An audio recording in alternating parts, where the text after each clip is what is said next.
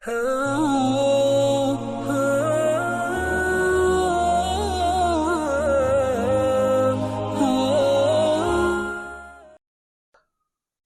باللہ من الشیطان الرجیم، بسم اللہ الرحمن الرحیم۔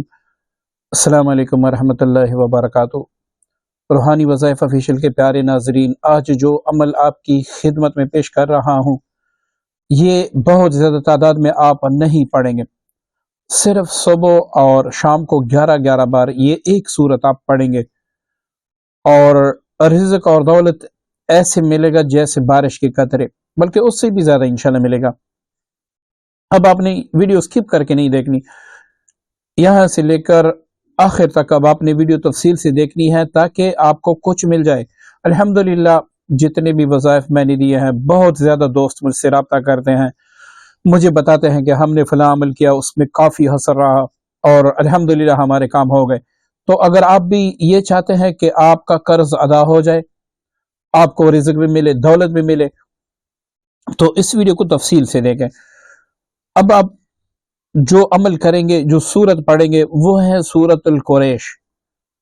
اب آپ نے صبح فجر کے بعد 11 بار سورہ قریش پڑھنا ہے، اور مغرب کے بعد بھی آپ نے 11 بار سورہ قریش پڑھنا ہے۔ یہ آپ کا عمل اتنا آسان، اتنا زبردست عمل کہ آپ اس کے بارے میں سوچ بھی نہیں سکتے کہ اس کے اثرات کیا ہوں گے۔ اب آپ نے 11 بار سے زیادہ نہیں کرنا۔ اب یہاں تک صرف کافی نہیں ہے، آپ روزانہ رات کو سوتے وقت ایک بار سورہ واقعہ بھی پڑھا کریں۔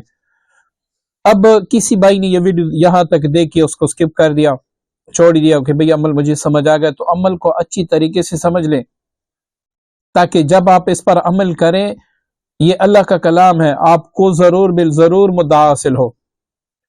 اب ایک بندہ ہے، وہ یہ وظیفہ بھی پڑھتا ہے صبح اور شام کو، اس کی دولت میں پھر بھی ترقی نہیں ہو رہی، یا تو اس پہ بندش ہیں، بندش جنات کی وجہ سے ہیں، جادو کی وجہ سے ہیں، یا نظر بد کی وجہ سے ہیں۔